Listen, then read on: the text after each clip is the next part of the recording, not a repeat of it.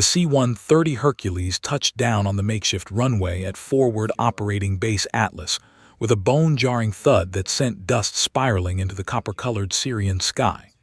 The rear ramp groaned open before the aircraft had fully stopped, revealing a wall of heat that hit like a physical force. Captain Maya Torres was the last to disembark, her flight bag slung over one shoulder, aviator sunglasses reflecting the harsh desert sun. She moved with the quiet efficiency of someone who had done this 100 times before. No wasted motion, no hesitation, just purpose. Forward Operating Base Atlas was organized chaos. Humvees kicked up sand as they raced between buildings constructed from shipping containers and reinforced concrete. The distant thump of rotor blades echoed across the compound as Apache helicopters returned from patrol. Somewhere beyond the perimeter, the war continued its relentless grind, but inside the wire, Marines went about their business with the practiced rhythm of men and women who had learned to find normalcy in abnormal places. Torres made her way to the operations building, navigating past groups of dusty Marines who barely gave her a second glance. She was just another pilot rotating through, another cog in the massive machine of American military power, or so they thought. Inside the operations center, the air conditioning provided merciful relief from the 110-degree heat outside. Marine Colonel James Hartwell stood at a large table covered in maps and satellite imagery, his sleeves rolled up to his elbows, salt stains marking his uniform from hours in the heat. At 53, Hartwell had seen 3 wars and more combat than he cared to remember. His weathered face told stories of decisions made under fire, of men lost and battles won. He was reviewing the day's personnel arrivals with his executive officer, Major Sarah Chen. "What do we have for new air assets?" Hartwell asked, not looking up from a reconnaissance report. Major Chen scrolled through her tablet. "One FA-18 pilot, sir. Captain Maya Torres, transferred from, well, it just says classified assignment. No details. She's got top-tier qualifications, though. Naval Academy graduate, Top Gun instructor for 2 years, combat deployments in Afghanistan and Iraq." Hartwell grunted. Another hotshot pilot, just what we need. But something in the classified designation nagged at him. In his experience, pilots didn't just appear from black operations without a reason. The evening briefing came at 1900 hours, as it did every day. The operations center filled with officers from various units, Marine infantry commanders, artillery officers, intelligence specialists, and the handful of pilots stationed at the forward base. The room smelled of coffee, sweat, and the dust that seemed to infiltrate everything in this god-forsaken corner of Syria. Torres entered quietly, finding a spot against the back wall. She was of medium height, athletic build, with dark hair pulled back in a regulation bun. Her green flight suit was freshly pressed despite the journey, and her boots were worn but meticulously maintained. Everything about her suggested competence, but nothing suggested the storm that was about to break. Hartwell ran through the standard briefing, threat assessments, rules of engagement updates, logistics challenges. Then came the part where he introduced new personnel. It was routine, something he'd done 1,000 times. "We've got some new faces joining us," Hartwell announced, his voice carrying the gravelly tone of a lifetime of shouting over aircraft engines and gunfire. "I like to know who's flying in my airspace, so let's go around the room. New arrivals, sound off with your name and call sign." A young Marine lieutenant went first. "Lieutenant James Morrison, sir. Call sign Rookie. I know, not very original." A few chuckles rippled through the room. A Navy SEAL introduced himself next, then a combat controller. Standard stuff. Then Hartwell's eyes landed on Torres. "Captain, you're up. Welcome to Atlas." Torres straightened, her voice calm and level. "Captain Maya Torres, sir. United States Navy." "Call sign, Captain?" Hartwell asked, already turning to make a note on his roster. There was the briefest pause, barely a heartbeat, but enough that some of the more experienced officers in the room noticed. "Phantom 7, sir." The room didn't just go quiet. It went silent in a way that made the air itself feel heavy. Coffee cups froze halfway to lips. A captain who had been slouching in his chair sat bolt upright. Major Chen's tablet slipped from her fingers and clattered on the table. Hartwell's pen stopped moving. He looked up slowly, his eyes locking onto Tor's with an intensity that could have melted steel. The color drained from his tanned face, leaving him looking suddenly older, suddenly vulnerable. "Say again, Captain." His voice was barely above a whisper. "Phantom 7, sir," Torres repeated, her expression unchanging, her posture military perfect. A Marine captain near the front, a veteran pilot named Rodriguez who had been flying combat missions since the early days of Afghanistan, actually stood up from his chair.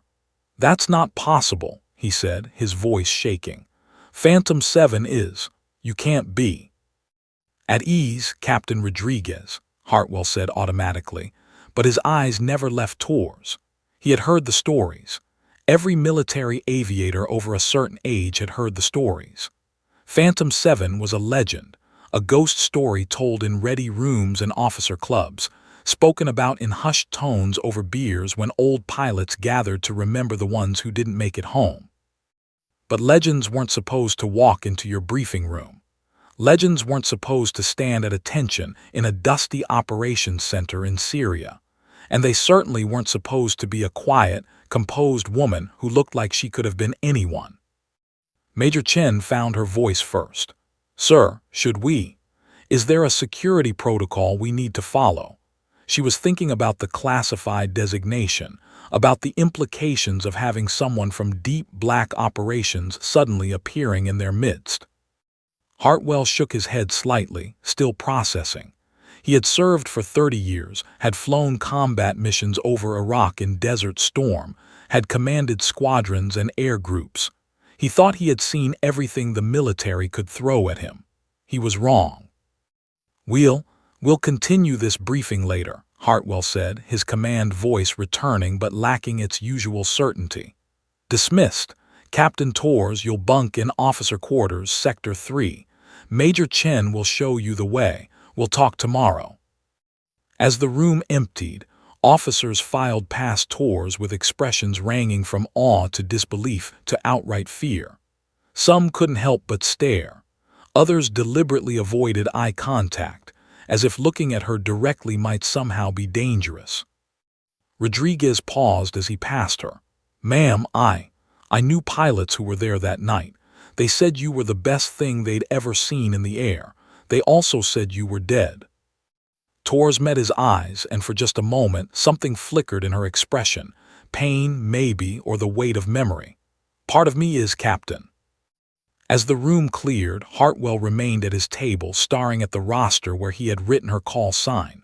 Phantom 7, the ghost who held the line, the pilot who refused to let anyone die, the legend who disappeared. And now she was here, at his base, under his command. He poured himself a bourbon from the bottle he kept in his desk drawer, his hands shaking slightly. Tomorrow, he would need answers. Tonight, he just needed to process the impossible fact that standing in his operations center had been a ghost made flesh. Outside, the Syrian night fell fast and hard, bringing with it the distant sounds of war. Torres stood on the flight line, looking at the row of FA-18s gleaming under the floodlights.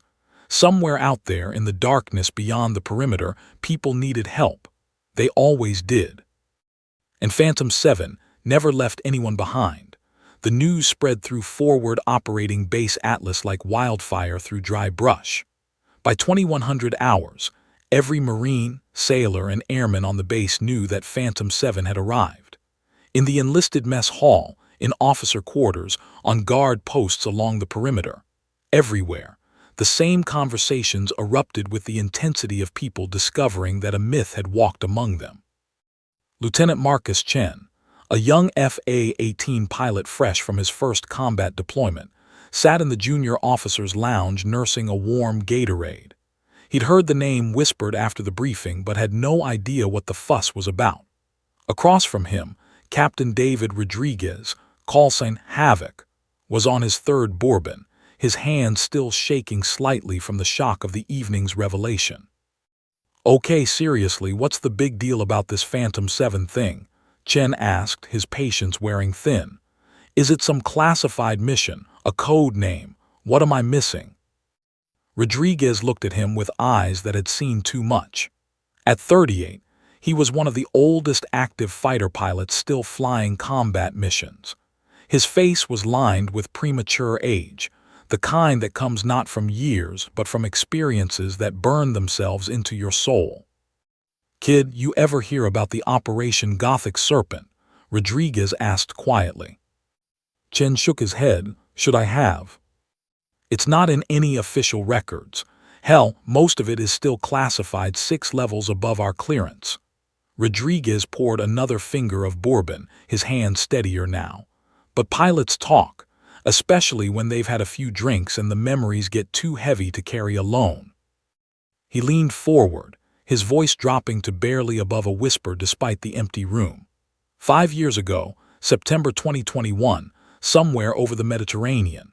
Joint Task Force operation, U.S., British, and French units conducting strikes against a high-value target network that was coordinating terrorist attacks across 3 continents. Intelligence said the target was lightly defended. Intelligence was catastrophically wrong. Chen found himself leaning in, drawn by the gravity in Rodriguez's voice. 7 FA-18 Super Hornets launched from the USS Gerald Ford.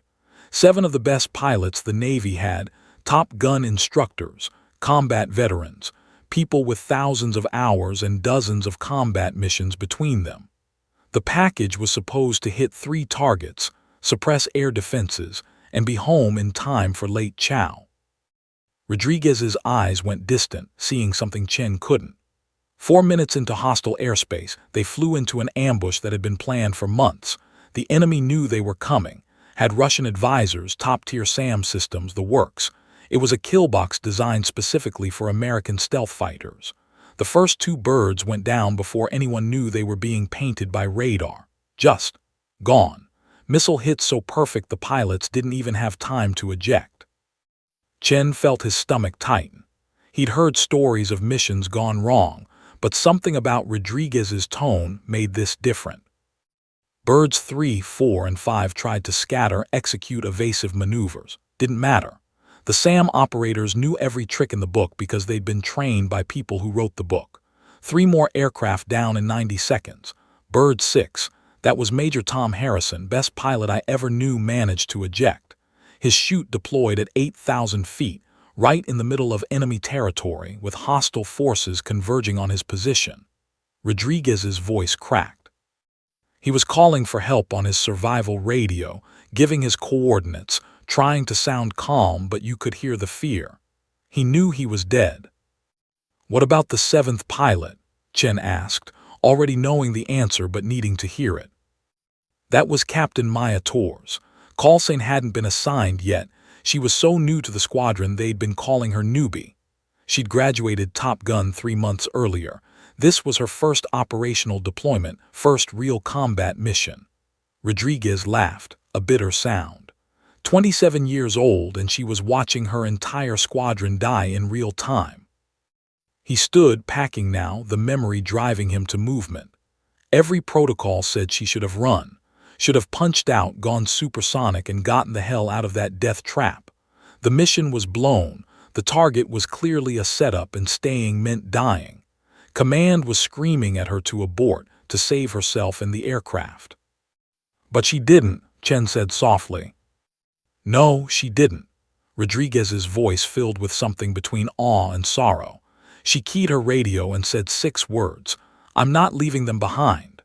Then she went dark on command frequency and proceeded to wage a one-woman war against an entire integrated air defense network. He pulled out his phone, scrolling to a folder Chen suspected he'd looked at many times. "I've got a friend in naval intelligence who owed me a favor.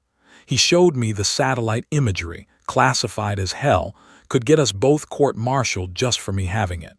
But I needed to see it, needed to know it was real." Rodriguez turned the phone toward Chen.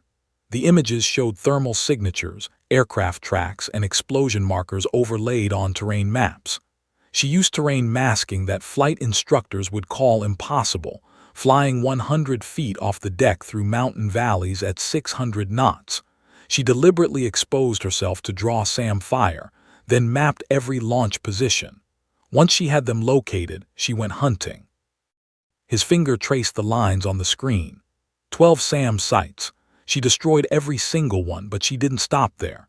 Enemy QRF Quick Reaction Force was racing toward Harrison's position. She strafed their convoy with her cannon, bought him time. Then 3 Syrian fighters scrambled to intercept her. Kid, she was flying a bird already damaged by SAM shrapnel, low on fuel, almost out of ordnance. She splashed all 3 fighters.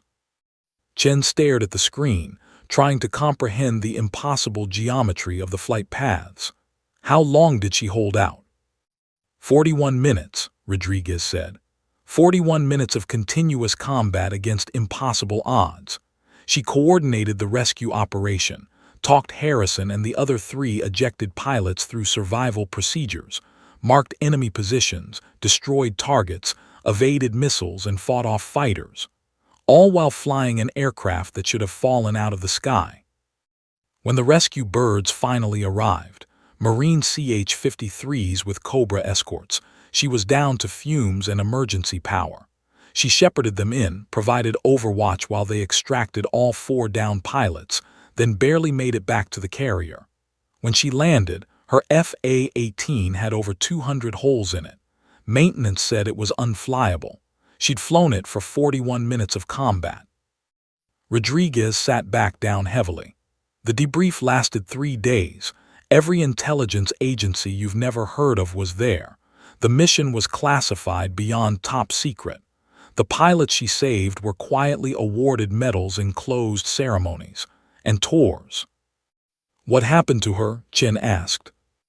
She requested immediate transfer. Didn't want the medals, didn't want the recognition. At the memorial service for the 2 pilots who didn't make it out, their families approached her. They'd heard what she did, how she risked everything to save the others. They asked her what her call sign was. Rodriguez's eyes glistened. She said she didn't have one yet. And one of the mothers, Captain Jennifer Rios' mother, she looked at Torres and said, 7 aircraft went out, 7 souls at risk. You're the Phantom, the 7th one, the one who brought our children home. That's your call sign now. Phantom 7, and you carry them forward. The room fell silent except for the hum of the air conditioning and distant generator noise. After that, Rodriguez continued, Torres disappeared. Black operations, classified assignments, missions that don't officially exist. Some people said she died on a classified op. Others said she'd had a breakdown, that the guilt of being the only one who came back unscathed destroyed her. Most of us thought she was just a legend, a story that grew in the telling. Chen looked toward the door, thinking about the quiet woman who had stood in the briefing room. But she's real. She's real, Rodriguez confirmed. And she's here, which means something bad is coming because they don't pull legends out of the shadows unless the mission is impossible.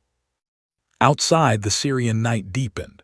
In her quarters, Torres sat on her bunk, staring at a photograph she kept in her wallet. 7 pilots in flight suits, arms around each other, smiling before a mission. She touched each face gently, her lips moving in silent words, a ritual she performed every night. Phantom 7 never forgot, and she never stopped flying for 8. Dawn broke over forward operating base Atlas with the subtlety of a hammer strike. The sun climbed above the horizon, turning the sky from purple to orange to the harsh, bleached blue that promised another day of punishing heat. Colonel Hartwell had been awake for 3 hours, sitting in his office with cold coffee and a decision that was tearing him apart. The communication had come in at 3:47 hours, a priority flash message that made his blood run cold. Marine Force Reconnaissance Team Shadow 23 was in serious trouble. They'd been inserted 70 miles inside enemy territory 3 days ago to gather intelligence on a suspected chemical weapons facility. The mission had been going smoothly until 12 hours ago when they'd stumbled onto something they weren't supposed to find. a major enemy staging area for an offensive that could destabilize the entire region. Now they were compromised, pinned down, and running out of time. Hartwell spread the mission briefing materials across his desk: satellite imagery, communications intercepts, threat assessments. Every piece of intelligence screamed the same thing. This was a suicide mission. The area around the trapped Marines was a fortress of overlapping air defense systems. Russian-made S-400 batteries, short-range Panzer systems, shoulder-fired MANPADS, and mobile radar units created an almost impenetrable bubble. Add to that regular patrols by Syrian fighters, and the fact that the enemy knew exactly where the Marines were, and you had a recipe for disaster. He'd already lost 2 drones trying to get eyes on the situation. Both had been swatted from the sky within minutes of entering the area. Sending manned aircraft into that kill box went against every tactical principle he'd learned in 30 years of service. But those Marines down there weren't tactical principles. They were 8 men with families, with futures, with lives that depended on someone being willing to take an impossible risk. His eyes drifted to the roster on his desk. Captain Maya Tors, Phantom 7, the legend who refused to let anyone die. The knock on his door came at precisely 600 hours. Major Chen entered, her face drawn with exhaustion. "Sir, the pilots are assembled for briefing. We've got Tors, Chen, Morrison, and Rodriguez on standby for the mission." Hartwell nodded, gathering his materials. "Let's get this over with." The briefing room was smaller than the main operations center, designed for mission-specific planning. 4 pilots sat around a conference table, with several support officers lining the walls. The air conditioning struggled against the combined body heat, making the room stuffy despite the early hour. Tors sat quietly in the corner, a notepad in front of her, pen ready.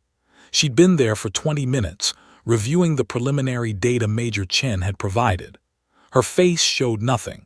No fear, no excitement, just the focused calm of a professional preparing for work. Lieutenant Marcus Chen fidgeted in his seat, nervous energy radiating from him. This would be his first truly dangerous mission, and everyone in the room knew it. Captain Rodriguez looked grim but steady, his experience showing in the way he'd already mentally prepared himself for bad news. Lieutenant Morrison, callsign Rookie, was trying to project confidence but failing, his youth and inexperience obvious in every gesture. Hartwell entered and the room snapped to attention. "Seats," he commanded, moving to the front where a large screen displayed a satellite map of eastern Syria. "What I'm about to brief is classified secret. Nothing leaves this room." He pulled up the imagery, showing the terrain where Shadow 2-3 was trapped. At 3:30 hours, we received a distress call from a force recon team operating in Sector 7 Delta. 8 Marines, surrounded by enemy forces approximately 70 miles inside hostile territory. They have wounded, they're low on ammunition, and they've got enemy armor moving to their position. We have approximately 6 hours before they're overrun. The room remained silent as Hartwell overlaid the threat assessment. Red circles bloomed across the map like a deadly rash, each one representing an air defense system or enemy position. "Jesus," Morrison whispered, then caught himself. "Sorry, sir." "Don't apologize for speaking the truth, Lieutenant," Hartwell said grimly. "This is as bad as it gets. We've got confirmed S-400 batteries here, and here." He pointed to positions forming a triangle around the Marine location.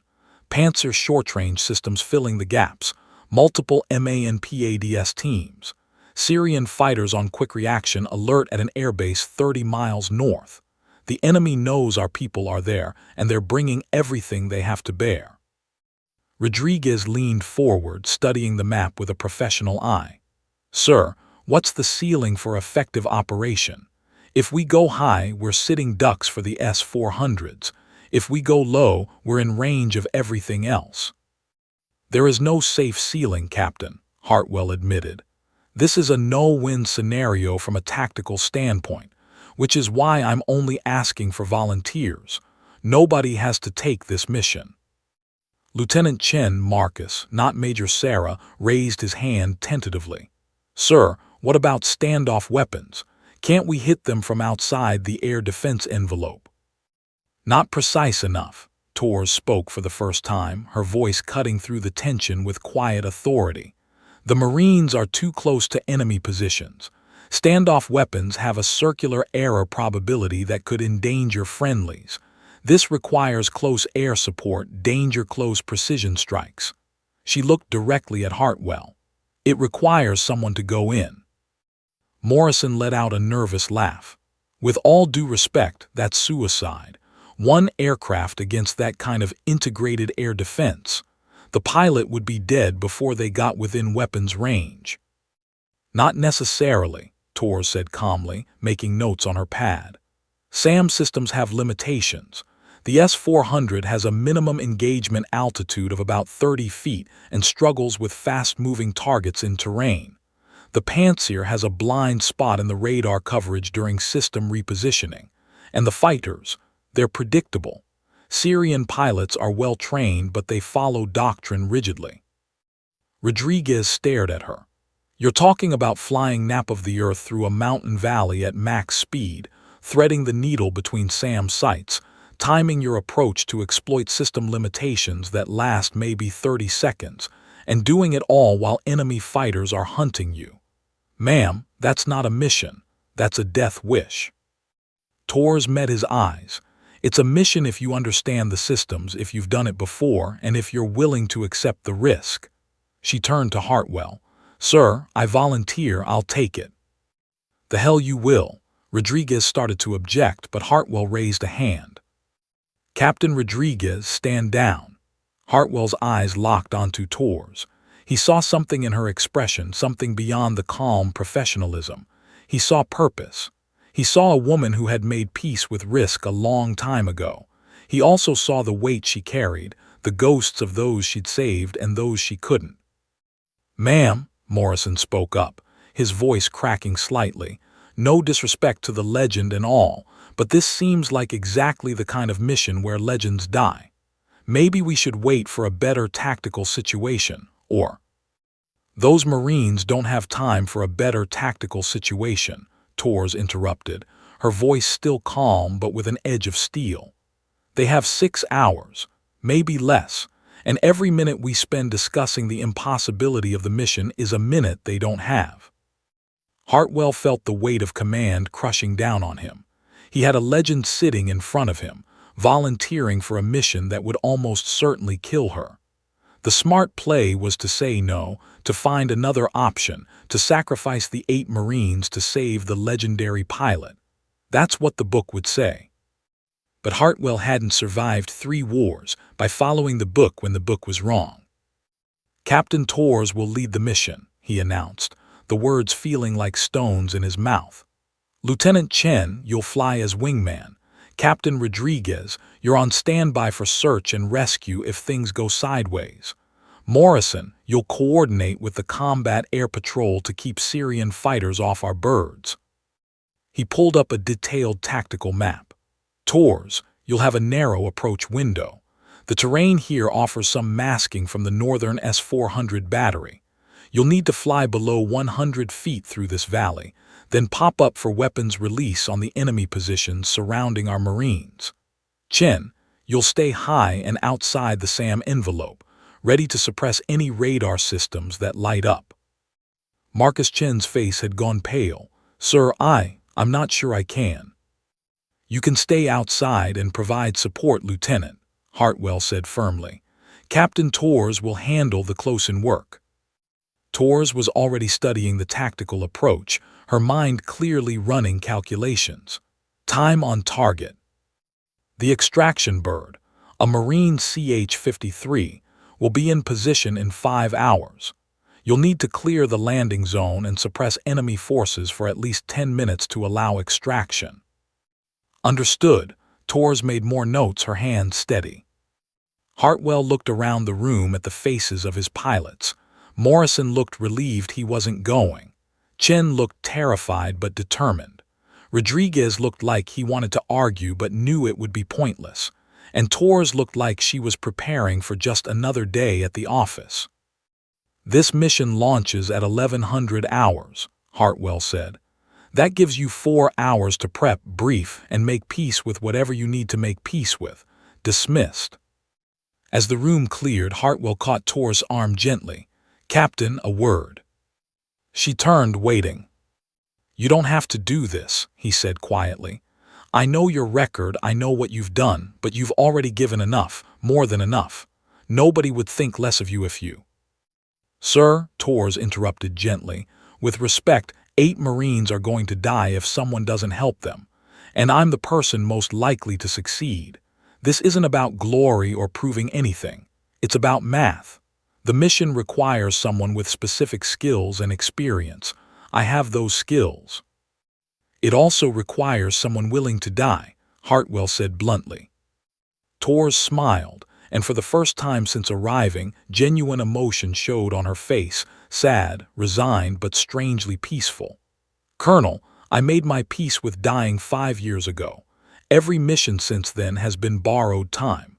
If this is where that time runs out, at least it'll be for the right reason." She saluted and walked out, leaving Hartwell alone with the weight of his decision and the terrible knowledge that he might have just ordered a legend to her death. Outside, the sun climbed higher, indifferent to the drama of mortal men. In 4 hours, Phantom 7 would fly into hell, and this time she might not come back. The FA-18 Super Hornet sat on the flight line like a coiled predator, weapons pylons loaded with precision-guided munitions and air-to-air missiles. Ground crews swarmed around it, performing final checks with the urgency of people who knew lives hung in the balance. Captain Maya Torres completed her walk-around inspection with methodical precision, checking every panel, every weapons mount, every system that would keep her alive in the next 2 hours. Lieutenant Marcus Chen stood beside his own aircraft 50 feet away, his face a mask of barely controlled anxiety. This was his 13th combat mission, but none of the previous 12 had involved flying into what amounted to a shooting gallery designed specifically to kill aircraft like his. "Captain Torres," Chen called out, jogging over, "I've been thinking about the ingress route. What if we—" "Chen," Torres interrupted gently, securing her helmet bag. "The plan is sound. You stay high outside the SAM engagement envelope. I go low, use terrain masking. You watch the radar picture, call out threats. Simple." "Simple," Chen repeated hollowly. "Right, except for the part where you're flying through a valley with SAM sights on both sides that can swat you out of the sky." Torres looked at him, really looked at him, and saw herself 5 years ago, young, eager, terrified, but trying not to show it. "Marcus, listen to me. Your job is not to be a hero today. Your job is to be my eyes in the sky and make it home to tell the story. Understood?" He nodded, swallowing hard. "Understood, ma'am." "Good." She placed a hand on his shoulder. "Trust your training, trust your aircraft.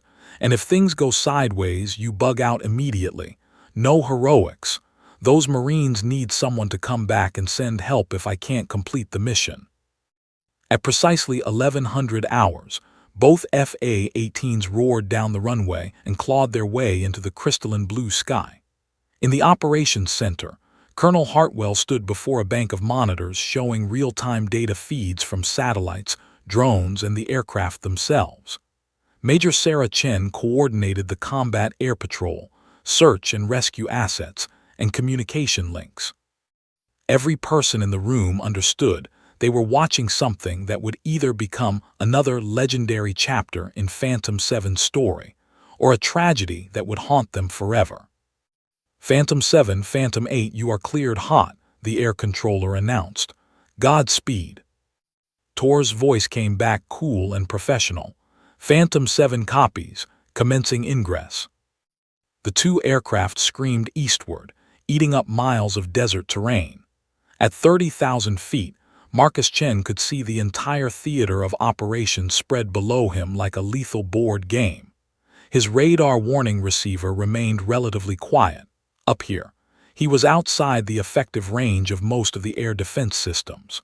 But Tor's aircraft, now beginning its descent into the valley system, was about to enter a completely different world. Phantom 7 is descending to attack altitude, Tors reported, her aircraft nosing down toward the deck. Hartwell watched the altitude readout on her aircraft drop precipitously, 20,000 feet, 15,000, 10,000. She was diving at a rate that would terrify most pilots, using gravity to build speed for what came next.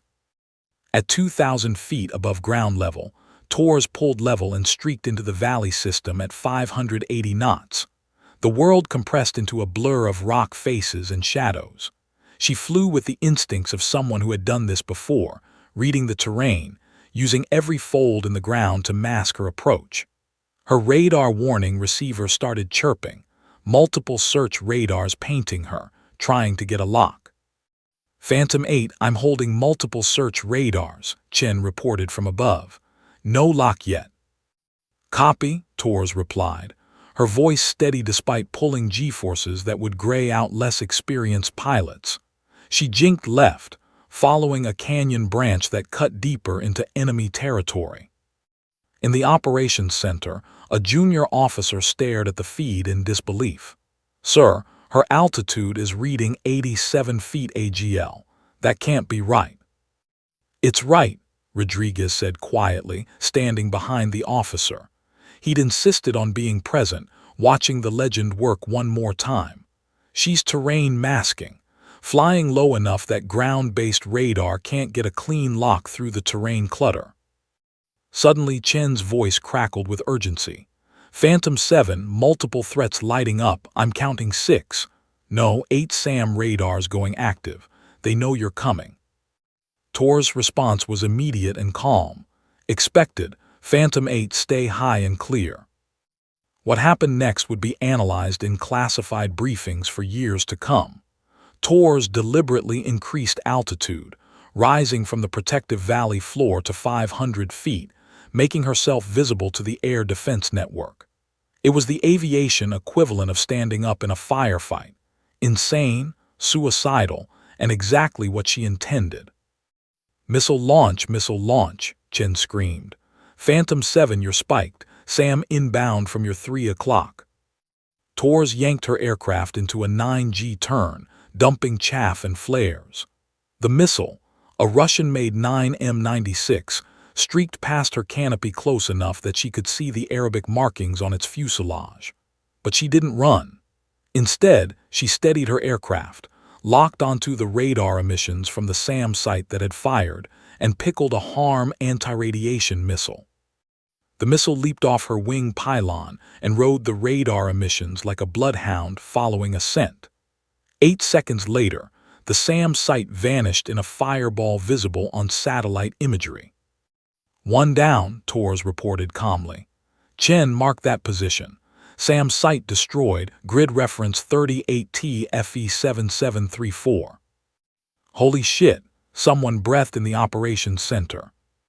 But there was no time to celebrate. 2 more SAM sites opened fire, their missiles corkscrewing toward her. Tors dropped back into the valley, the missiles unable to follow her into the terrain. She was forcing them to reveal themselves, mapping the air defense network by making herself the bait. Phantom 7, this is Shadow 2-3. A new voice crackled on the emergency frequency, the trapped Marines. We see your contrails. Enemy forces are repositioning to counter your approach. Tors checked her tactical display. The Marines were 12 miles ahead, pinned down on a ridgeline with enemy armor converging on their position. Shadow 2-3, Phantom 7, sit tight, I'm coming to you.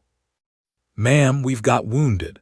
Staff Sergeant Rodriguez took shrapnel, and Corporal Murphy has a sucking chest wound. We can't hold much longer. The name Rodriguez hit Tors like a physical blow. The same last name as Captain David Rodriguez, one of the pilots from 5 years ago. Not related, probably just coincidence, but the universe had a cruel sense of timing. Shadow 2-3, I will get you out. Mark your position with IR strobes. Another missile launch warning screamed in her cockpit. This time, 3 missiles from different directions, a coordinated attack designed to give her no escape route. Tor's hands moved with practiced precision, executing a vertical climb that brought her nose pointed straight up. The missiles, unable to compensate for the sudden maneuver, flew beneath her. At the apex of the climb, she rolled inverted and dove back into the valley, spotting 2 more SAM sites. Her targeting pod locked onto them both. Fox 3, Fox 3. 2 more harm missiles streaked away. But something was wrong. Her radar warning receiver was going insane, more contacts than she'd seen even 5 years ago. The enemy wasn't just defending, they were adapting, bringing in mobile SAM units she hadn't accounted for. Phantom 7, Phantom 8, Chen's voice was tight with stress. I've got multiple fast movers inbound from the north. Syrian fighters, probably MiG-29s. They're on an intercept course with you. Time to intercept. 4 minutes. Tors ran the math in her head. 4 minutes to reach the Marines, suppress enemy positions, and set up for the extraction. And now she'd have to deal with enemy fighters too. The mission was rapidly approaching impossible. Phantom 8, you need to get out of here, Tors commanded. Those MiGs see you on radar. Return to base. Negative, Chen shouted, surprising everyone including himself.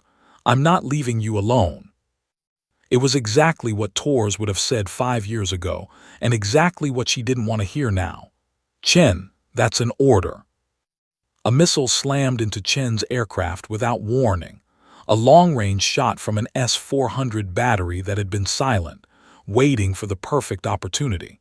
His FA-18 shuddered, warning lights illuminating his cockpit like a Christmas tree. I'm hit, Chen's voice was pure panic. Engine fire, hydraulic failure. Eject, Tors commanded. Negative, I can still fly. I'm not leaving you. Lieutenant, you will return to base immediately. Tors' voice cut through his panic with command authority. You're no good to me or those Marines if you're dead. RTB now. In the operations center, Hartwell watched Chen's aircraft limping away, trailing smoke. The young pilot was struggling to keep the damaged bird airborne, but he was heading west, toward safety. That left Tors alone. Exactly like 5 years ago. Hartwell's hands gripped the edge of the console. She's alone in there, he said quietly. Rodriguez nodded, his face grim. She's always been alone. That's what makes her Phantom 7. She's the one who stays when everyone else is gone. On the tactical display, Tors' aircraft icon continued deeper into hostile territory, surrounded by red symbols representing threats. Enemy fighters closing from the north. SAM sights lighting up all around her. And somewhere ahead, 8 Marines running out of time. Tors keyed her radio. Shadow 2-3 Phantom 7, I'm 2 minutes out, give me targets. The Marine forward observer's voice came back, steady despite the chaos around him. Phantom 7, we've got T-72 tanks, Grid 38 TFE-7856, and infantry and BTR-80s at Grid 38 TFE-7862. Danger close, repeat, danger close. We're 200 meters from both positions. 200 meters. In aviation terms, nothing. One slight miscalculation and she'd hit the Marines instead of the enemy. Tors checked her weapons load, precision-guided bombs, perfect for close support if you had steady hands and nerves of steel. Copy, danger close, Tors acknowledged. Keep your heads down, Marines. Phantom 7 is coming in hot. She punched through the valley entrance at 620 knots, the enemy positions visual. Her targeting pod locked onto the tanks, solution computed, weapons armed. Behind her, somewhere in the sky, Syrian MiG-29s were hunting. Around her, SAM systems were tracking. Ahead of her, Marines were dying. Phantom 7 had been here before. And just like 5 years ago, she wasn't leaving anyone behind. Bombs away, she called, and the earth below erupted in fire. The first bomb struck the lead T-72 tank with surgical precision, the explosion lifting the 40-ton vehicle off the ground before it crashed back down as a burning hulk. The second bomb caught the BTR-80 convoy in the open, turning 3 armored personnel carriers into twisted metal coffins. Tors pulled hard on the stick, climbing out of the attack run as the ground below erupted in secondary explosions. Confirmed hits, Phantom 7. The Marine forward observer shouted over the radio, his voice crackling with relief and adrenaline. Enemy armor is destroyed. Infantry is scattering. But Tors barely heard the confirmation. Her radar warning receiver had gone from chirping to screaming, a continuous wail that meant imminent death. A Pantsir short-range SAM system had achieved lock while she was focused on the ground attack. Missile launch, she called out, more for the record than anything else. There was no one left to help her. The SA-22 missiles came in pairs, designed to overwhelm countermeasures. Tors dumped chaff and flares, pulling into a punishing 8G turn that made her vision tunnel and her flight suit's G-force bladders inflate painfully around her legs and abdomen.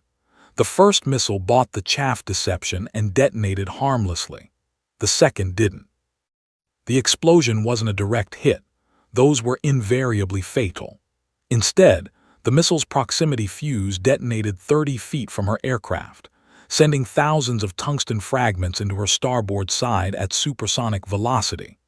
The FA-18 shuddered violently as shrapnel ripped through hydraulic lines, severed control cables, and punctured fuel cells. Warning klaxons erupted in the cockpit like a symphony of death. Master caution lights, fire warnings, hydraulic pressure dropping, flight control degradation.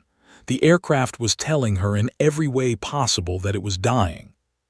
Phantom 7 is hit, Tors reported, her voice tight but controlled as she fought the stick. Starboard hydraulics failed, flight controls degraded, fuel leak in progress. In the operations center, Hartwell felt his heart stop. Tors, abort, get out of there now. Negative, came the immediate reply. Marines still need cover. Extraction bird is 3 minutes out.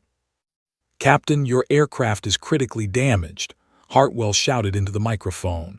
You've done enough, let someone else. There is no one else, sir. Tors' voice cut through his protests with absolute finality. Shadow 2-3, what's your status?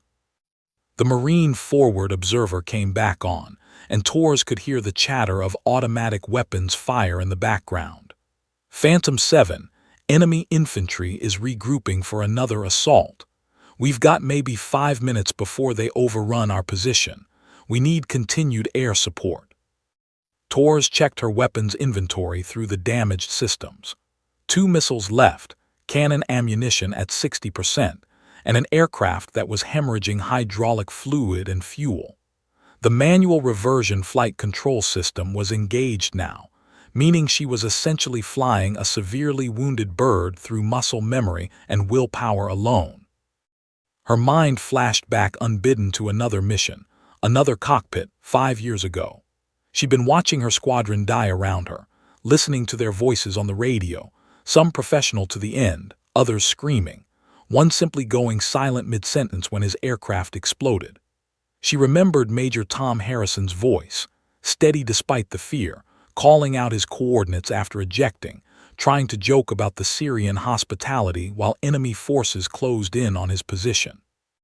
Hey newbie, he'd said, using the call sign that would die with that mission, don't do anything stupid trying to save us. We knew what we signed up for. She'd keyed her mic and said the words that would define the rest of her life. I'm not leaving you behind.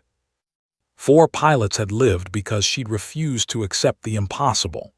2 hadn't made it, Captain Jennifer Rios and Lieutenant Michael Chen, no relation to Marcus. Both killed before they could eject.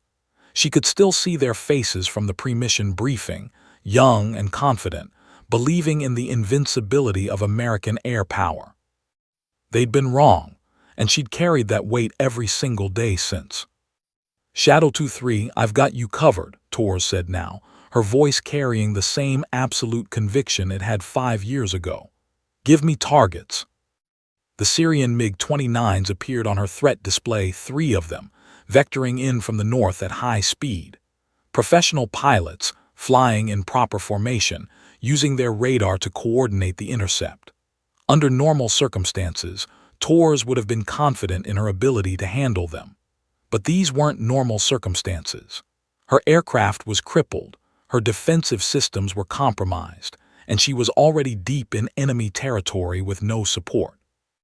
The lead MiG locked her up with his targeting radar. The tone in her headset changed, the distinctive warble that meant an enemy pilot had her in his sights and was about to fire. Torres made a decision that would have gotten her court-martialed in any training scenario. Instead of evading, she turned directly toward the enemy fighters, accelerating into a head-on merge at closing speed that exceeded 1,200 knots. The MiG pilot, startled by the aggressive maneuver from a damaged aircraft, hesitated for a fraction of a second. It was enough. Torres pickled her second-to-last missile at point-blank range and simultaneously rolled inverted, diving toward the deck. The AIM-9X Sidewinder covered the distance between aircraft in less than 2 seconds. The lead MiG disintegrated in a ball of orange fire. The remaining 2 MiGs split, trying to bracket her for a gun's kill. But Torres had already disappeared back into the valley system, using the terrain that had saved her life a dozen times in the past hour. Her fuel gauge was dropping at an alarming rate. The shrapnel damage was worse than she'd thought. She had maybe 10 minutes of flying time left before the engines flamed out. "Extraction Bird, what's your ETA?" Torres asked. Her breathing labored now from the continuous G-forces and the stress of keeping a dying aircraft airborne. "Phantom 7, this is Dasher 16, the CH-53 pilot responded. "We're 90 seconds out from the landing zone, but ma'am, we're seeing SAM radar activity lighting up all around your position." "I'll handle the SAMs," Torres said. "You just get those Marines out." She climbed out of the valley one more time, making herself visible to every air defense system within 20 miles. It was bait, and the enemy took it eagerly. 4 more missile launches from 4 different directions. The enemy had learned. They were coordinating their fires, trying to overwhelm her with simultaneous threats. Torres' hands moved across the controls with the precision of a concert pianist, executing a defensive spiral that bled off energy while deploying countermeasures. 3 missiles missed. The 4th didn't. This time the hit was worse, a direct strike to her port engine. The turbofan exploded, sending shrapnel through the engine bay and into the fuselage. Fire warning screamed. The aircraft yawed violently to the left. Torres shut down the damaged engine and activated the fire suppression system, but she knew the truth. She was flying a single-engine aircraft that had been designed for 2, with battle damage that would make a maintenance chief weep, over hostile territory with enemy fighters still hunting her. "Phantom 7, we have the Marines," the CH-53 pilot called out. All 8 souls on board were departing the landing zone now. Relief flooded through Torres, as profound as anything she'd ever felt. They were safe. The Marines were safe. 8 men would go home to their families because she'd been willing to risk everything. "Roger, Dasher 16, she acknowledged. "Get them home safe." "Ma'am, what about you? We can set up a trap operation, get you extraction support." "Negative. I'm headed back to base." She didn't mention that back to base was 60 miles away and her aircraft was on fire, losing fuel and might not stay airborne for another 5 minutes. Colonel Hartwell's voice cut in, heavy with emotion. "Torres, give me your aircraft status." She could lie. She could tell him everything was fine, that she'd make it back. But Torres had never lied about aircraft status, not even when the truth was terrifying. Single-engine operation, major fuel leak, hydraulic systems at 30%, fire in the port engine bay not fully suppressed, flight controls degraded to manual reversion, and I've got 2 MiG-29s still tracking me. She paused. "But the Marines are safe, sir. Mission accomplished." In the operations center, Hartwell closed his eyes. Every indicator said Torres wasn't coming home. The math was simple and brutal. Her aircraft couldn't survive the flight back, and she was still in enemy airspace with hostile fighters hunting her. "Captain," Hartwell said quietly, "you've done enough, more than enough. If you need to eject, we'll mount a rescue operation." "Sir, this aircraft is carrying classified avionics worth $40 million in technology that took a decade to develop. If I eject over enemy territory, all of that falls into hostile hands." Her voice was calm, almost peaceful. "I'm bringing her home or putting her down somewhere safe. Those are the only options." It was classic Tors. Even facing death, she was thinking about the mission, about protecting American technology, about doing the job right. The fuel gauge hit critical. 5 minutes, maybe less. Tors turned west, toward friendly territory, nursing the dying FA-18 through the sky. Every instinct screamed at her to eject while she still had altitude, while she could still guarantee a safe bailout. But Phantom 7 had never taken the safe option. Not 5 years ago, and not today. "Shadow 2-3, she called to the Marines one last time. "This is Phantom 7. You boys get home safe, you hear me?" The forward observer's voice came back, thick with emotion.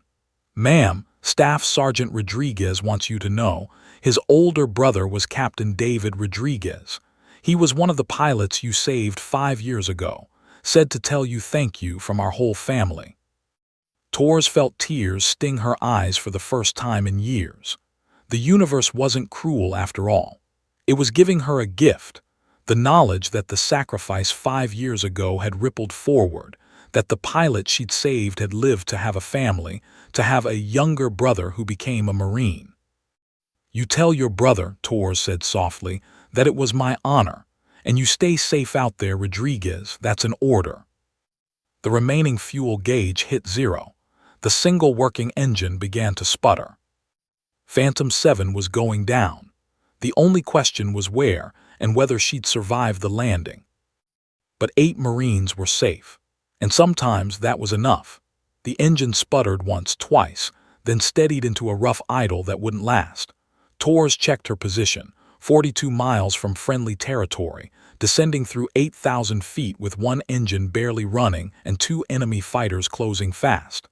The mathematics of survival were simple and unforgiving. She had minutes before the engine quit completely, and the MiG-29s would reach firing position in less than that. "All aircraft, Phantom 7 is engaged defensive," she transmitted, her voice still preternaturally calm despite the chaos. It was protocol, letting everyone know she was in a fight for her life, not that anyone could help her now. The lead MiG pilot was good, she'd give him that. He was positioning for a high-side gun attack, using his altitude advantage while his wingman swung wide to cut off her escape route. Classic Soviet doctrine, executed with precision. They thought they had her trapped. They were partially right. Tors watched her threat display, timing the geometry. Her damaged FA-18 couldn't turn like it once could, couldn't accelerate, couldn't climb worth a damn. But she had something the MiG pilots didn't have: 5 years of impossible situations and the willingness to do what sane pilots wouldn't consider. At the last possible second, she chopped the throttle completely and deployed her speed brakes. The FA-18 decelerated so violently that her harness cut into her shoulders. The lead MiG, committed to his attack run at 500 knots, shot past her like a freight train missing a car stalled on the tracks. Tors lit the afterburner on her one remaining engine, a desperate gamble that consumed her last reserves of fuel. The sudden acceleration caught the wingman by surprise. She pulled nose-high, bleeding speed for altitude and fired her last AIM-9X missile at point-blank range. The Sidewinder's motor ignited with a roar. The MiG pilot saw it coming, tried to evade, but he was too close and Tors had fired from an angle that gave him nowhere to go. The missile impacted just behind the cockpit. The MiG exploded in a shower of debris that Tors had to fly through, shrapnel pinging off her canopy like deadly rain. In the operations center, the room erupted in shouts. "She got him! She got the second MiG!" But Rodriguez wasn't celebrating. His eyes were locked on the fuel readout from Tor's aircraft. "She's out of gas. That afterburner burn took the last of it." As if confirming his words, Tor's voice came over the radio, still impossibly calm. "Phantom 7 is flameout. Gliding." The word gliding sent a chill through everyone listening. A fighter jet wasn't designed to glide. It was designed to use engine thrust to stay airborne. Without power, Tor's was flying a 20-ton brick with wings. The remaining MiG pilot was furious now, his 2 wingmen dead, his pride wounded. He came around hard for a gun's kill, his 30 cannon armed and ready. Torres saw him lining up in her mirrors. She had no engine to evade, no missiles to defend herself, and her damaged flight controls meant she couldn't outmaneuver him in her current state. "Come on then," she whispered to herself, watching the MiG close the distance. "Let's see if you're as good as you think you are."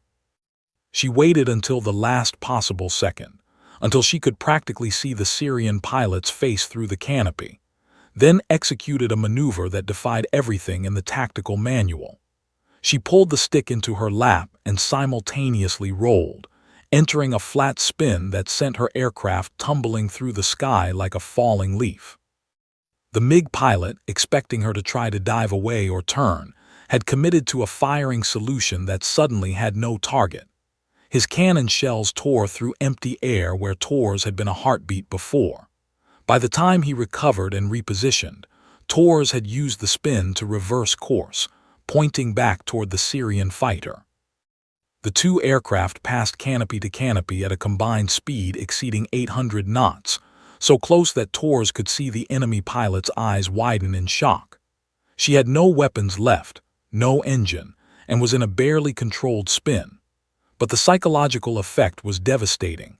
The MiG pilot flinched, overcorrected, and entered a departure from controlled flight that sent his aircraft into an unrecoverable flat spin.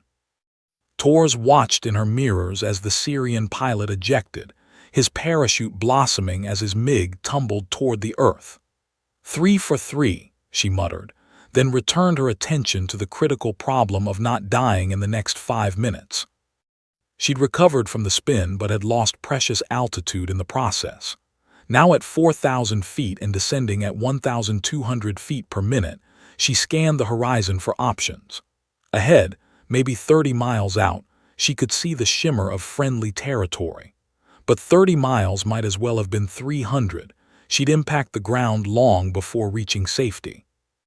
"Phantom 7, Dasher 16, the CH-53 pilot called. "We're clear of the combat zone. Ma'am, we can turn back, set up for." "Negative, Dasher. You get those Marines home, that's an order." Torres checked her altimeter, 200 feet. "I've got this." She didn't have this. Everyone listening knew it, but admitting defeat had never been in Torres' vocabulary.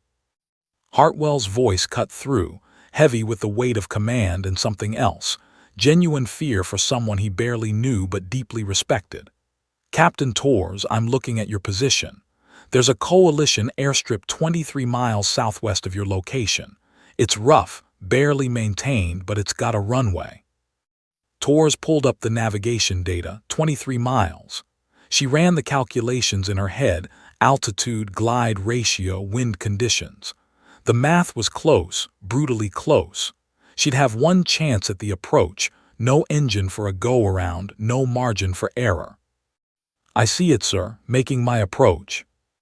What followed was a masterclass in dead-stick flying. Torres used every thermal, every updraft, every trick she'd learned in thousands of hours of flight time to stretch her glide. She flew the damaged aircraft with surgical precision, trading airspeed for altitude when she had it, diving to build speed when she needed it, reading the sky like a book only she could understand. At 800 feet, the airstrip came into view, a strip of cracked concrete in the middle of nowhere, probably built decades ago and barely maintained since. It looked impossibly short, impossibly narrow, but it was there. "Gear down," Torres announced, lowering her landing gear manually since the hydraulics were shot. 3 green lights, at least something was working. At 400 feet, she could see the runway clearly now. Cracks spiderwebbed across the concrete. Debris littered the sides. And it was even shorter than she'd thought, maybe 4,000 feet total, less than half the length she'd need under normal circumstances. But there was nothing normal about this situation. "Phantom 7 on final," she reported, her voice steady despite the sweat pouring down her face. "No engine, single approach, field in sight." In the operations center, every person had stopped breathing. Rodriguez gripped the console so hard his knuckles were white. Hartwell stood rigid, watching the drone feed that showed Tor's damaged FA-18 limping toward the tiny airstrip. "She's coming in too fast," someone whispered. She was. Without engine power to adjust her speed, Tor's was committed to the energy state she had. And she had too much. The FA-18 streaked toward the runway at 190 knots, at least 40 knots faster than safe landing speed. Tor's saw the numbers, knew the physics. The landing was going to be catastrophic, but catastrophic didn't mean fatal, not if she did everything exactly right. The main wheels touched down halfway down the runway with a screech that could be heard for miles. Tor's stomped on the brakes, what was left of them, and felt the anti-skid system fighting to keep the aircraft from sliding. The nose gear slammed down hard enough to crack the strut. Metal screamed against concrete as the damaged aircraft decelerated at forces that threatened to tear it apart. The end of the runway rushed toward her at terrifying speed. Beyond it, sand and rocks that would rip the aircraft to pieces. Tor's had one option left. She jerked the aircraft hard right, deliberately collapsing the damaged landing gear, spinning the FA-18 sideways in a controlled ground loop that bled off the remaining energy. The aircraft shrieked across the concrete, throwing sparks, shedding pieces of itself, disintegrating in slow motion. The right wing separated at the root. The tail section crumpled. The canopy cracked but held. And then, miraculously, impossibly, the tortured aircraft slid to a stop 20 feet from the end of the runway, surrounded by a cloud of dust and the acrid smell of burning metal. For 5 seconds, there was absolute silence on all radio frequencies. Then Tor's voice, shaky but alive.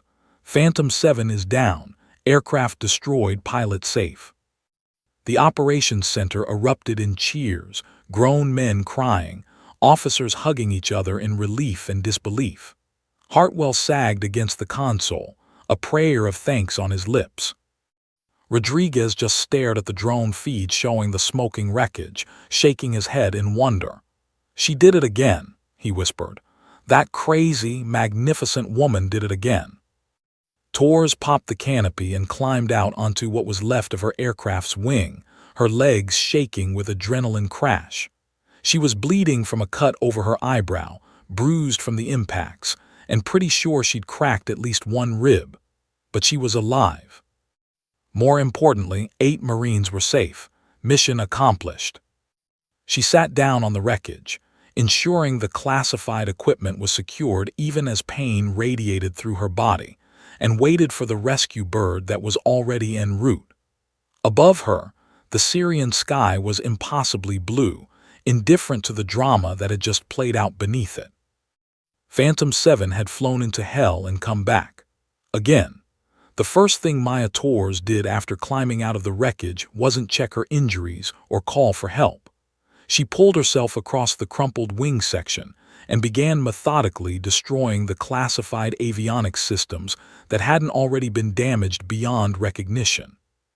With a survival knife from her vest, she smashed circuit boards, severed fiber optic cables, and ensured that even if enemy forces somehow reached this remote airstrip, they'd find nothing but useless scrap metal.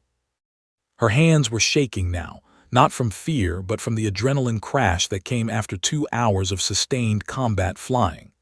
Blood dripped from the cut above her eyebrow, blurring her vision in one eye.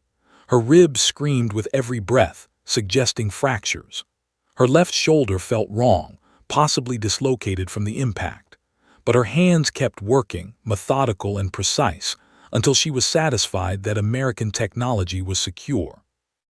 Only then did she allow herself to sit down heavily on the twisted metal, her back against what remained of the fuselage, and let out a long, shuddering breath. The silence of the Syrian desert was profound after the chaos of the cockpit. No alarms, no warning tones, no missile launch warnings. Just wind, the ticking of cooling metal, and the distant sound of her own heartbeat pounding in her ears.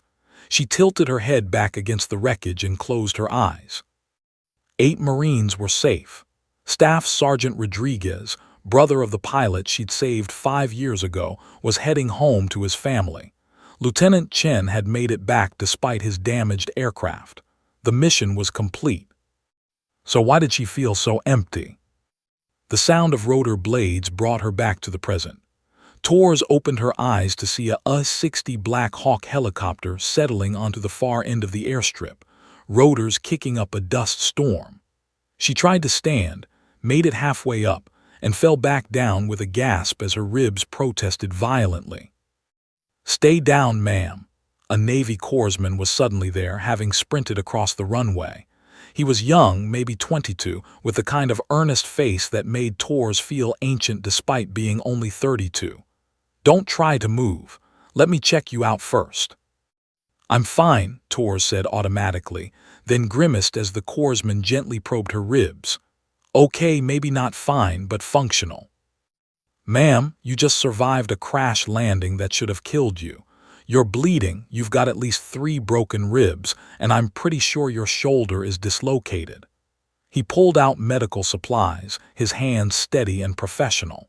"You need to be medevaced to a proper facility." "After I debrief," Torres insisted. "The colonel needs to know." "The colonel is landing right now, ma'am. I think he'll understand if you get medical attention first." But Torres knew Hartwell wouldn't wait, and she was right. The colonel appeared 2 minutes later, having come in on a second helicopter that landed behind the first. He strode across the runway with the purposeful gait of a man on a mission, his weathered face showing a mixture of relief, anger, and something Torres couldn't quite identify. "Captain," he said simply, stopping a few feet from where she sat, "you look like hell." "Feel worse, sir," Torres admitted, managing a weak smile. The corpsman was wrapping her ribs now, tight enough to help her breathe without the stabbing pain. "But the aircraft is secure, classified systems destroyed. The Marines are safe." Hartwell stared at her for a long moment, then did something that surprised everyone present. He sat down on the wreckage beside her, his dress uniform getting dirty from the soot and hydraulic fluid. For a man who had built his career on maintaining proper military bearing, it was a startlingly human gesture. "Torres," he said quietly, "I've been in this military for 30 years. I've seen heroes and I've seen fools, and sometimes it's hard to tell the difference. But what you did today," he shook his head. 3 enemy fighters down, multiple SAM sites destroyed, 8 Marines saved, and you brought home a dead aircraft through sheer force of will. That's not heroism. That's something else entirely." "Just doing my job, sir." "Bullshit." The word was sharp but not unkind. "Your job was to provide air support. You went so far beyond that it's not even in the same category. You flew into a situation that killed 2 drones, took on an integrated air defense network alone, fought off enemy fighters with a crippled aircraft, and then dead-sticked a landing that professional test pilots wouldn't attempt." Torres was quiet for a moment, watching the corpsman work. "The alternative was letting those Marines die, sir. That wasn't acceptable. Even if it meant dying yourself. Especially then." Hartwell turned to look at her fully, seeing past the legend to the person underneath. Her flight suit was torn and stained with blood, sweat, and hydraulic fluid. Her face was pale from shock and pain. Her hands, which had performed miracles in the cockpit an hour ago, trembled slightly as they rested in her lap.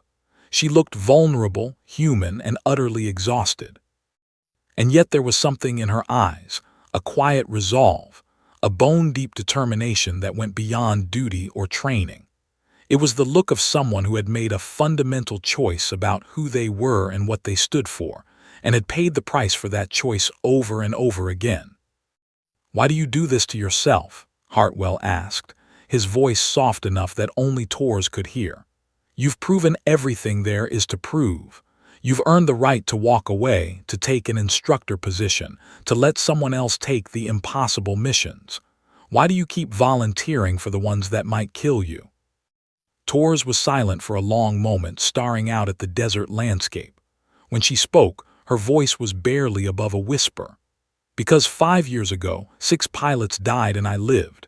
Because I was the one who came home when better pilots didn't. Because every time I fly, I carry them with me, their hopes, their families, their unfinished business."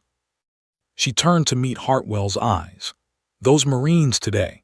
Staff Sergeant Rodriguez is the younger brother of one of the pilots I saved back then. Captain David Rodriguez. He lived, got to go home, got to have a family, got to see his little brother grow up and join the Corps. That happened because I refused to accept the impossible 5 years ago." Her voice grew stronger. "So when I get another impossible mission, when I see another chance to make sure someone else gets to go home to their family, how can I say no? How can I choose my own safety over someone else's life when I know that I have the skills to make a difference? Even if it costs you everything." "Sir, I lost everything that mattered 5 years ago when I watched my friends die. Everything since then has been borrowed time, a chance to pay forward the luck that let me survive when they didn't. If I die doing that," she shrugged, then winced at the pain, "at least it'll be for something that matters." Hartwell was quiet, processing her words.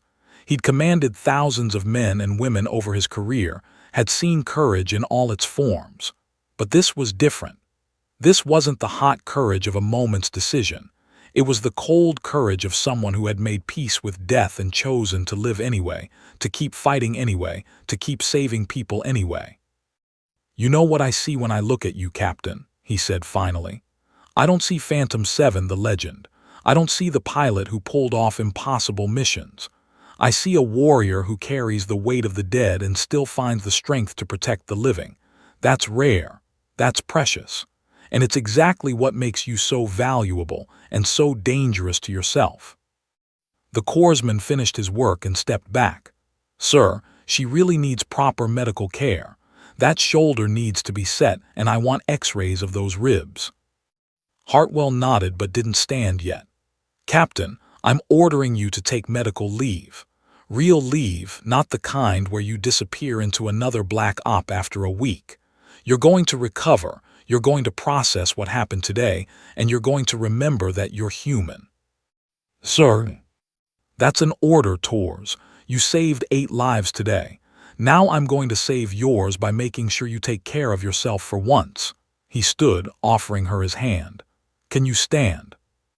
Tors took his hand and let him help her up, biting back a gasp as her ribs and shoulder protested. She swayed slightly, and Hartwell steadied her with a firm grip. "Come on," he said. "Let's get you to the hospital. Those Marines you saved are waiting to meet you anyway. Rodriguez has been asking about you nonstop." As they walked slowly toward the waiting helicopter, Tors glanced back at the destroyed FA-18. It had been a beautiful aircraft once, a marvel of engineering and technology. Now it was twisted metal and shattered dreams, sacrificed to bring her home. She understood the feeling perfectly. The helicopter lifted off, carrying her away from the wreckage and toward whatever came next. Through the window, Tors could see the smoke still rising from the destroyed aircraft, a marker of where Phantom 7 had once again defied death.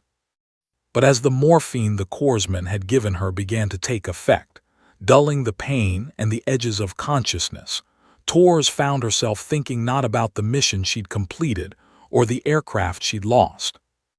She was thinking about the faces of 8 Marines who would go home to their families, about Staff Sergeant Rodriguez, who would get to call his older brother and tell him he'd met the legend who had saved his life, about young Lieutenant Chen, who had learned that courage wasn't the absence of fear, but the willingness to act despite it. And for the first time in 5 years, Maya Torres allowed herself to feel something other than guilt and obligation. She felt proud. The medical facility at Forward Operating Base Atlas was a far cry from a proper hospital, but it was clean, well-staffed, and infinitely better than bleeding out in the Syrian desert. Torres lay in a recovery bed, her ribs wrapped, her shoulder relocated and immobilized, her face stitched and bandaged. The morphine had worn off enough that she could think clearly, but the pain remained a constant companion, a reminder that she was still alive, still breathing, still here when so many others weren't. The door opened and Colonel Hartwell entered, carrying 2 cups of coffee. He changed out of his dusty uniform into fresh fatigues, but his face still showed the strain of the day's events. He handed her one of the cups and pulled up a chair beside her bed. "Doctor says you'll make a full recovery," he said. "6 weeks minimum before you're cleared to fly again, probably longer." 6 weeks, Torres repeated, staring into the coffee. 6 weeks of sitting still, of not flying, of not being useful. It felt like a prison sentence. They sat in companionable silence for a moment.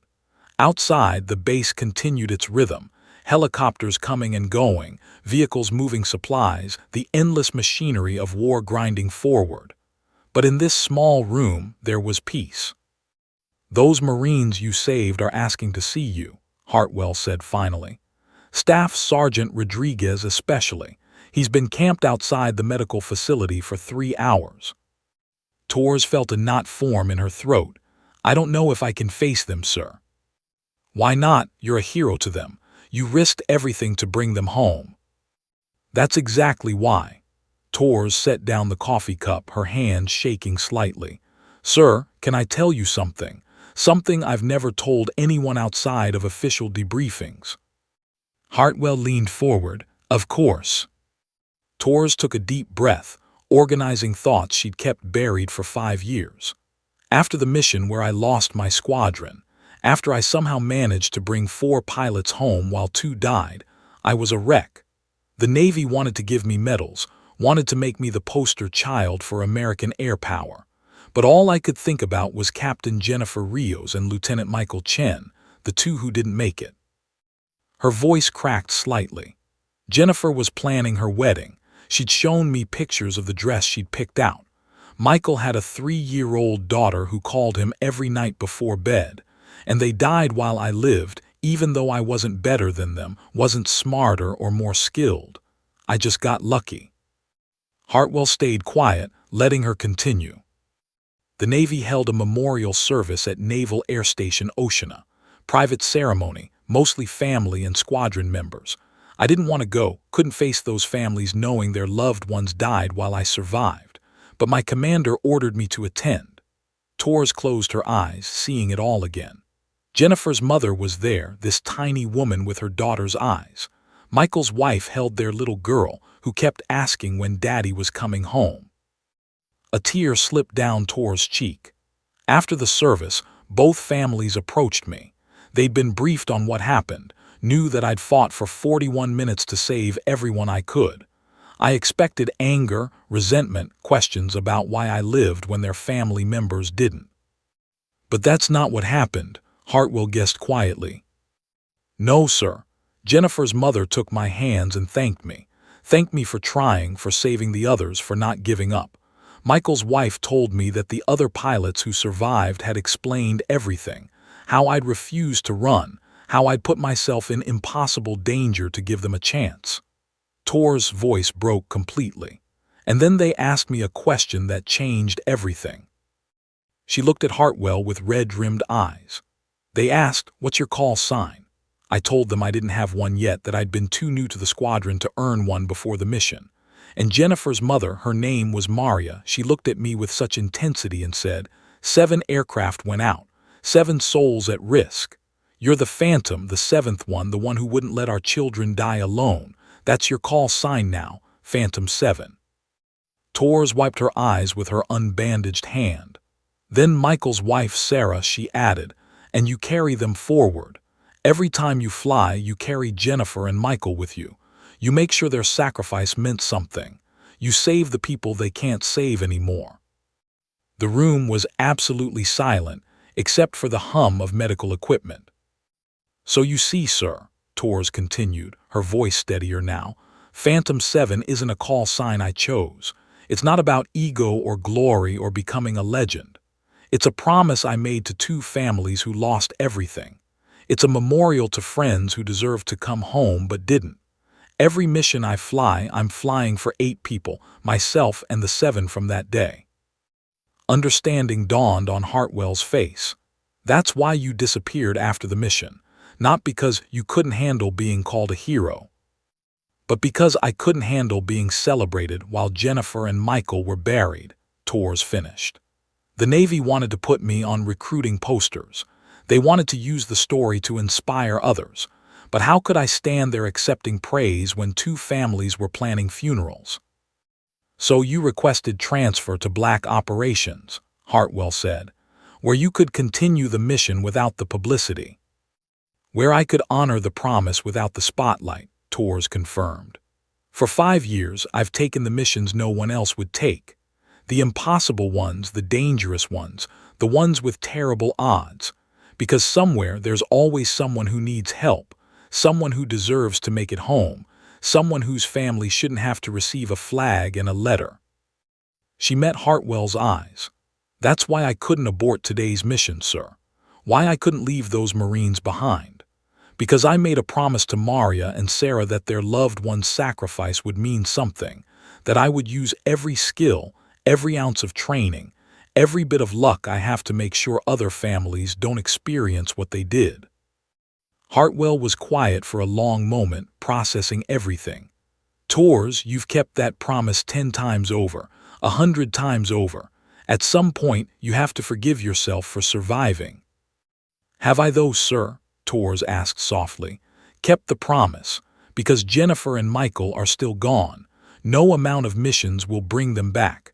No amount of people I save will erase the fact that I failed to save them." "You didn't fail them," Hartwell said firmly. "You were one pilot against an entire air defense network designed to kill you. The fact that anyone survived is a miracle. The fact that you kept fighting when you should have run, that's what made you Phantom 7. Not the call sign, not the legend. The choice to stay when leaving was safer." Torres looked down at her bandaged hands. "I just don't know how to stop, sir. How do I walk away from this? How do I say I've done enough when I know there's someone else out there who might die if I'm not willing to take the risk?" "You don't walk away," Hartwell said. "But you also don't have to fly every mission alone. You don't have to carry all the weight by yourself. Let others share the burden. Train them, lead them, teach them what you know. That's how you honor Jennifer and Michael, by making sure the next generation of pilots can do what you do, save who you save." Before Torres could respond, there was a knock at the door. A corpsman poked his head in. "Sir, ma'am, there are some Marines here who really want to see Captain Torres. Should I?" "Send them in," Torres said, surprising herself. 8 Marines filed into the room, some still bandaged from their ordeal.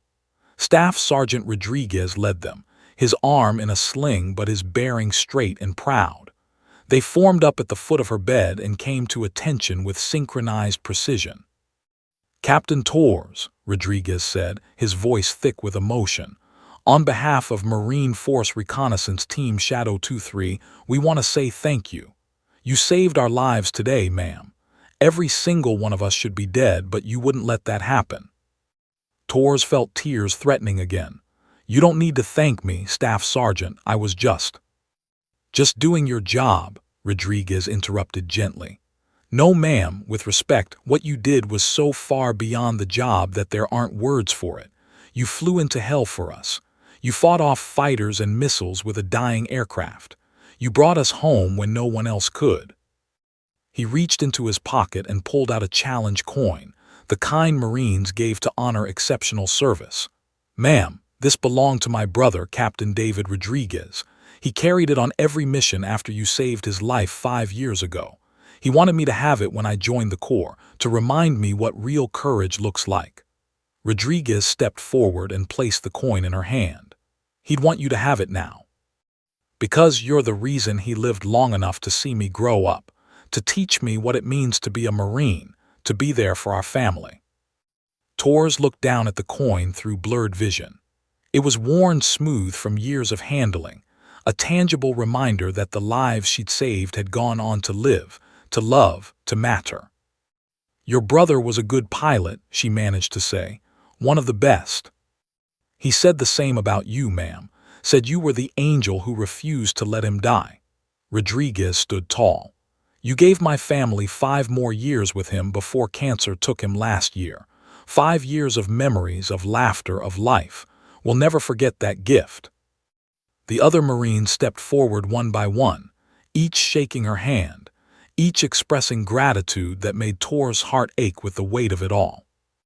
After they left, Hartwell stood to go. At the door, he paused.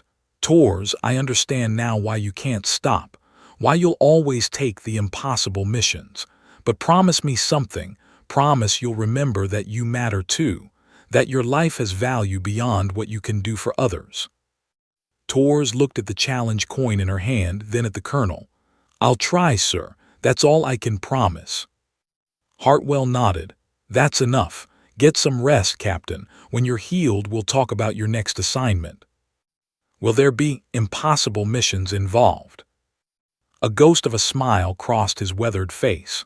With you, Tors, every mission is impossible until you make it look easy. Rest now. The world will still need Phantom 7 when you're ready.